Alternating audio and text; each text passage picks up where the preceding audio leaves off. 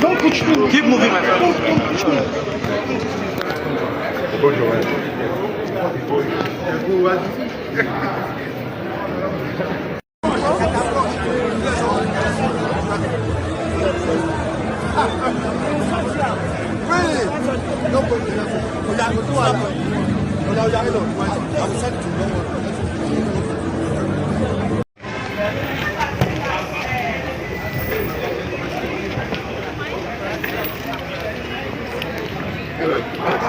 Thank you. Thank you very much. So thanks. You're welcome. Thank you.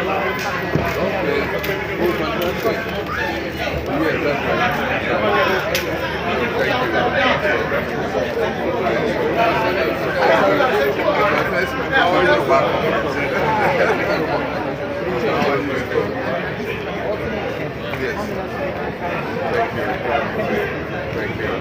Oh, fantastic. Yes, that's right. Thank you. Yes. Thank you. Keep working. Please. Keep moving. Don't stop. Guys, come back. Keep moving back, please. We just received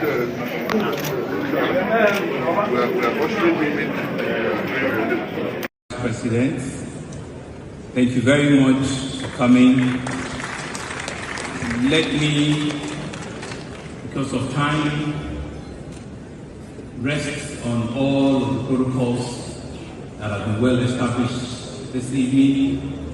But permit me to acknowledge not only my colleague, the Governor of Plateau, but also to acknowledge very warmly the guest speaker, who indeed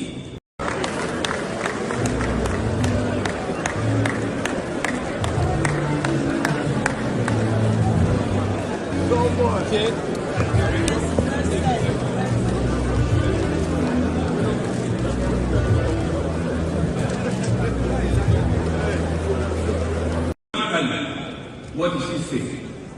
Everybody must be part of it. And the last question to ask us, are we ready? I stand here as the public officer assisting to Mr. Vice President, that I am ready. Lagos is ready. We are ready as a state to take on the contract. And I'm privileged that I stand here as the 15th governor. I know who our president is. He was our 12th governor of Lagos State. He started a journey about 25 years ago, in which he led the trajectory of Lagos, and that is what we're building on up until today. And we have demonstrated that even in the legal profession that all of you are part of, we have legal institutional framework that is next to none in this country.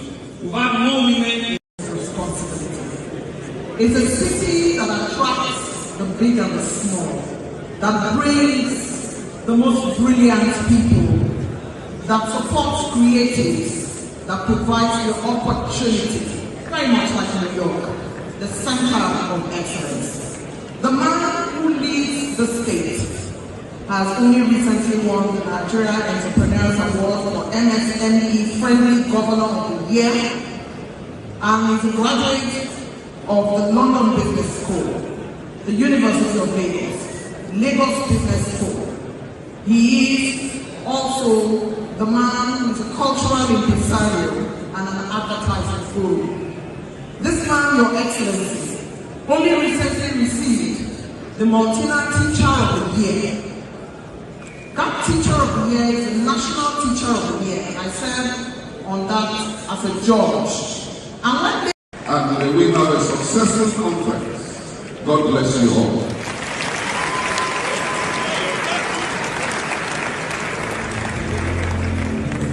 Thank you. Indeed, Josh is calling the NBA, and Dr. Caleb Botwan is inviting the NBA to Jos for a hosting. His Excellency makes the round to say hello, and of course, to all the dignitaries that are here present. As always, it's always good to see everyone.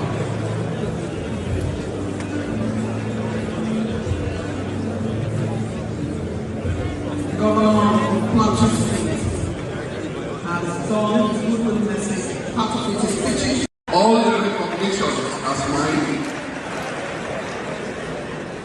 in order to save time. But I pay my respects to the President of the nation, ably represented by his competent and loyal advisors. Let me thank you, Mr. President of the NBA and the organizing team, for this honor you have done to me and to Plateau State to invite us to this opening ceremony. Theft of electricity cables is another rampant and very dangerous form of pilfering of national assets. I can share two personal experiences.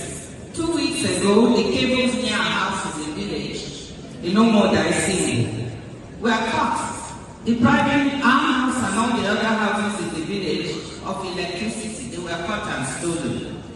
Yesterday, my husband called me from Abuja that there had been a major explosion near his clinic in Warimpa. And what was it? Some people cut the cables linked to the transformer, and the transformer exploded. They barely escaped with their lives. This kind of taking and stealing of national assets is unbelievably dangerous for those doing it.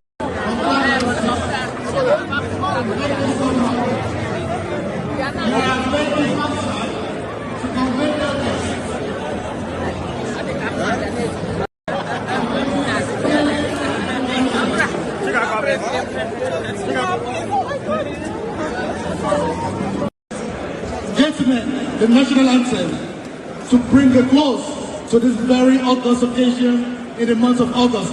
Thank you so much, everyone, for being here. National anthem, please.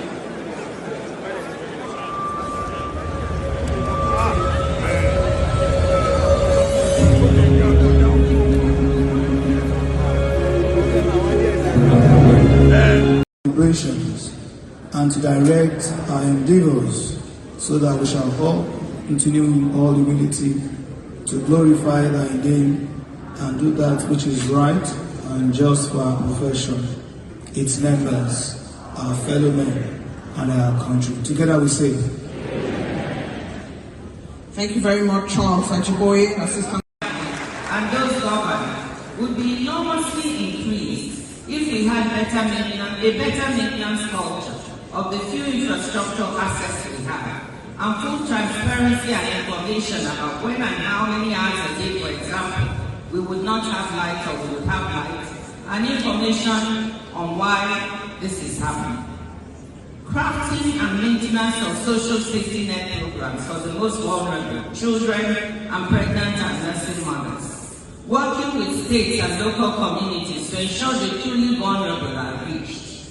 Conditional cash transfer programs can be some of the best means to do this, especially if coupled with biometrics. Community work programs for rural youth and entrepreneurship programs for young women and men, given the abundance of entrepreneurial talent in Nigeria. Part of the social contract must be continuous attention to youth unemployment. And we have a successful conference. God bless you all.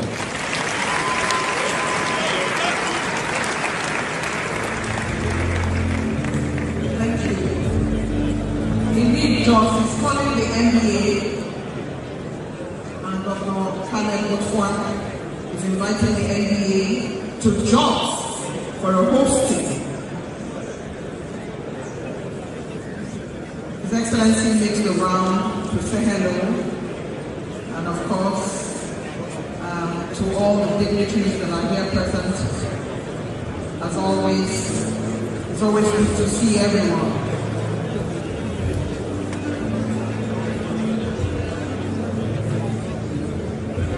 Governor of Plateau State has done his good message. Part of it is education, which only the legal profession is privileged to undertake.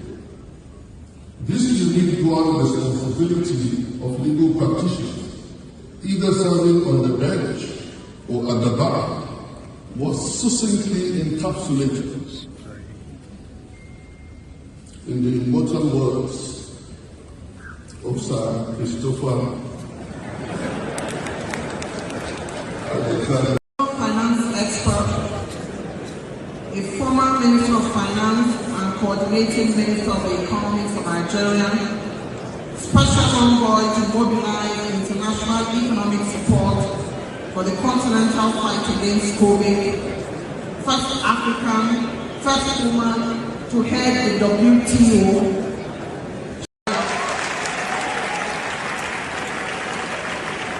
She has asked the NBA to be in the forefront of institutionalizing the social contract between the governed and those who govern.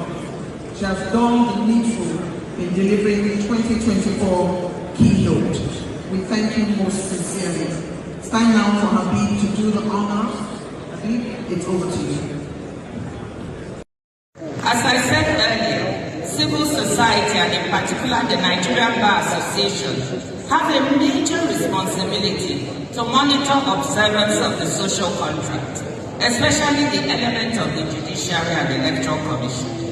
The NBA should also be active in seeing which elements of the social contract can be institutionalized by codifying it into law or strengthening already existing laws, rules, and regulations. The NBA can even look at whether any part should be incorporated into our Constitution to make them less easy to tamper with. The legal profession, led by the NBA, should be at the forefront of guaranteeing the social contract. My wonderful brother, His Excellency Mr. Vice President. Excellency, the President of Ghana, President Mahama, another great friend, Your Excellency, the Senate President, ably represented, Madam Chief Justice of the Federation. I just want to say, for nominating another woman for the second time to be the Chief Justice of Nigeria. I hope the interim title will disappear and it will be made permanent. The Honorable Deputy Speaker, ably represented, the Governor of Lagos State, Dr. Sanwo-Olu, and the Governor of Plateau State, administrations, as I mentioned earlier, and some of it is being implemented in this present administration. But we cannot approach the social contract in a piecemeal fashion, a bit here and a bit there. It must be approached holistically, systematically, and consistently in order for it to work. All political parties and politicians, all Nigerians must agree that these elements we identify and others to be added as forming the social contract must be respected by all who govern, no matter their politics, for the good of those they govern. You, the largest, most influential civil society organization in Nigeria, you bear a heavy responsibility to advocate for and ensure that this social contract comes about. My question to you is, are you ready? Thank you, ladies.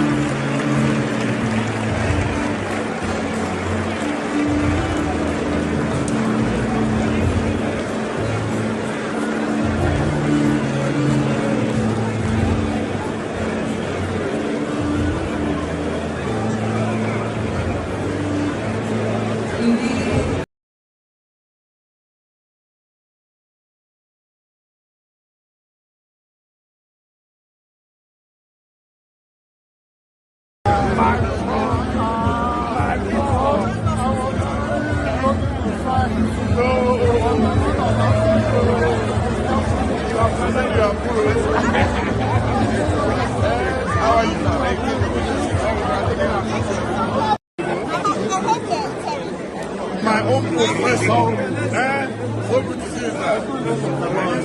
Representing our masters.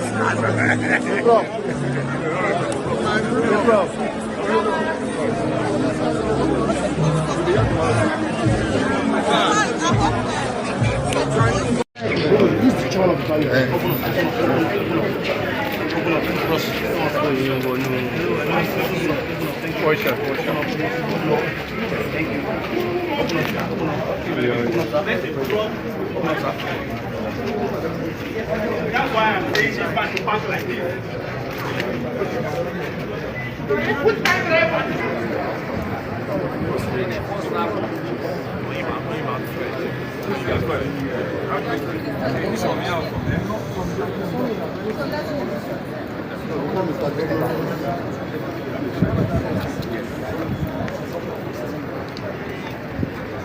Press people, the camera come to this side and giving you a place where you can have your big shots. And